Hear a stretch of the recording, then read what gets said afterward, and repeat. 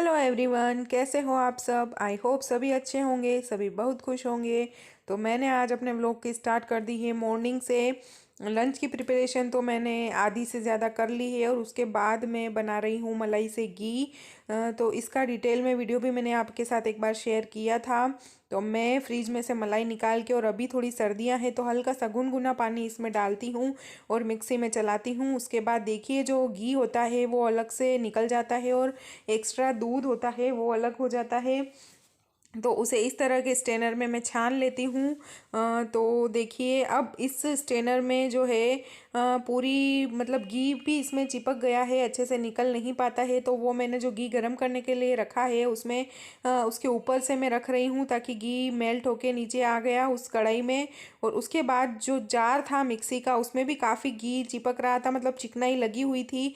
तो उसको साफ़ करने के लिए मैंने गर्म पानी डाल के और 4 से 5 सेकंड के लिए सिर्फ मिक्सी को चला दिया।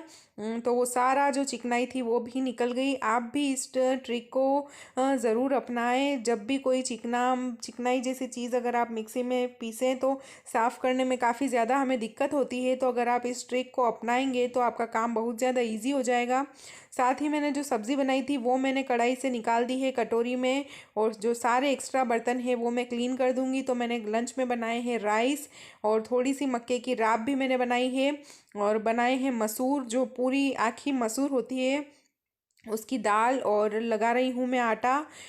तो ये सब मेरी लंच की प्रिपरेशन हो गई है। उसके बाद मैं क्लीन कर रही हूँ सारे बर्तन। ढेर सारे बर्तन हो जाते हैं। तो नाश्ता और लंच की प्रिपरेशन के इतने सारे बर्तन हो जाते हैं तो वो सब मैं क्लीन कर रही हूँ।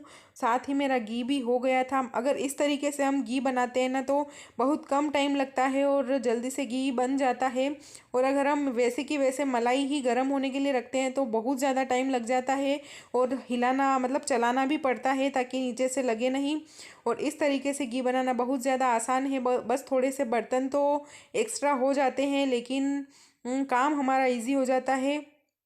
तो देखिए बातें करते करते मेरे बर्तन भी क्लीन हो गए हैं, लंच की भी कंप्लीट प्रिपरेशन हो गई है। तो आज मैं क्लीनिंग कर रही हूँ मेरे इस डीआईवाई क्लीनर से। तो इसमें मैंने डाला है विनेगर, जो खाने का सोडा होता है, और लिक्विड जो बर्तन मतलब साफ़ करने का लिक्विड होता है। उन तीनों को मिला के मैंने ये डीआईवाई क्लीनर बनाया है। मुझे हल्के से उस तरफ छोटे छोटे मच्छर दिखे थे। आजकल पता नहीं कहाँ से मच्छर आने लगे हैं बहुत ज़्यादा, तो इसलिए मैंने ये डाल के और अच्छे से क्लीन कर दिया। और साथ ही इधर बास्केट्स में कुछ सब्जियां फ्रूट्स वगैरह रखे हैं, तो बहुत ज़्यादा मैसी मैसी मुझे लग रहा था तो सारे ही मैंने एक बास्केट में कर दिए, और जो ख़राब हो गए थे उनको मैंने निकाल दिया। और ये वाली बास्केट में वॉश करने के लिए रख दूँगी।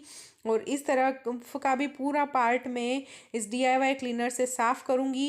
ये मैं छिड़कती जा रही हूँ। साथ ही मैंने एक वाइट कलर का सूखा कपड़ा ले लिया है और उससे मैं ये सारा फर्नीचर वगैरह क्लीन कर रही हूँ। साथ ही मैं अपने आज इस मिक्सी को भी क्लीन करूँगी, क्योंकि बहुत ज़्यादा किचन में इस ये यूज़ होता है। और मोस्टली तो ये ऊपर ही मतलब ये जो इसका बॉक्स बना हुआ है इसके अंदर ही रख के हम यूज़ कर लेते हैं, तो साफ़ करने में नहीं आता है। तो 7 से 8 दिन के बाद ऐसे इस तरह से क्लीन करना पड़ता है।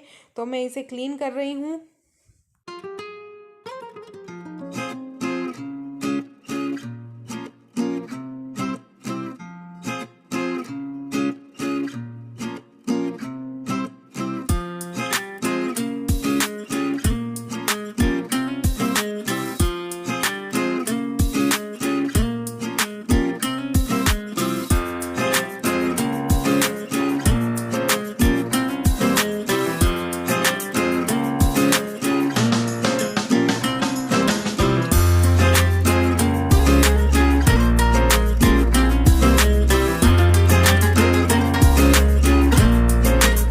तो मिक्सी वगैरह सब कुछ क्लीन कर लिया मैंने, और उसके बाद ये जो नीचे की टाइल्स है ये भी क्लीन कर दूंगी। और साथ ही ये जो सर्विस प्लेटफॉर्म मेरा है इस पे मैं पानी डाल के अच्छे से वाइपर से वॉश कर लूँगी, और उसके बाद मैं पोछे से भी इसे अच्छे से क्लीन कर दूंगी।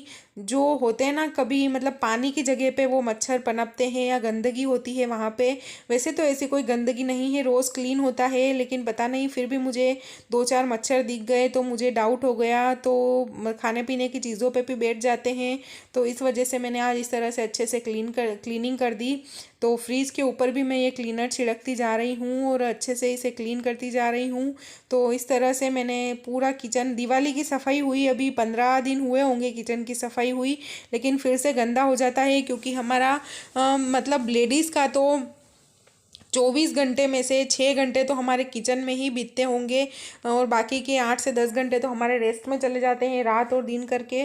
तो इस तरह से ज़्यादातर टाइम हमारा किचन में ही बीतता है और गंदगी भी हो जाती है।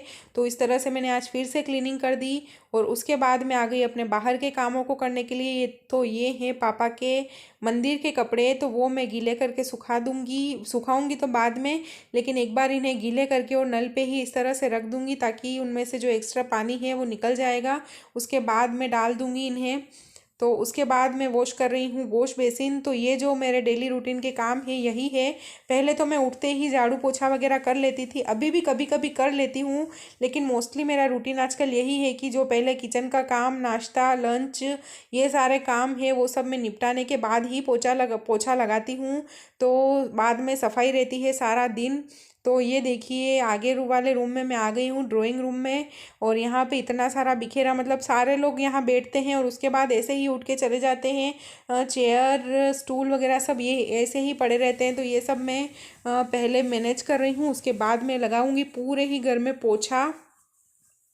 वो सब करने के बाद मैं फिर से आ गई हूँ किचन में और अब मैं रोटी बना रही हूँ। पहले मैं रोटी बना के नीयू को खिला दूँगी, उसके बाद हम सबकी मैं रोटी बनाऊँगी और फिर हम सब लोग खाना खा लेंगे और सारे बर्तन वगैरह फिर क्लीन करके फिर मैं रेस्ट करूँगी और उसके बाद मैं देखती हूँ कि मुझे दूसरा क्या काम करना है।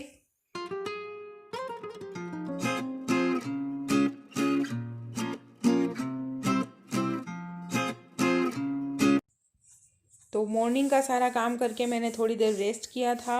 उसके बाद अब उठ के मैं लग गई हूँ फिर से अपने काम में। तो देखिए ढेरों कपड़े हो गए हैं क्योंकि 15 से 20 दिन हो गए होंगे मुझे आयरन नहीं कर पाई मैं, क्योंकि बहुत ज़्यादा काम था।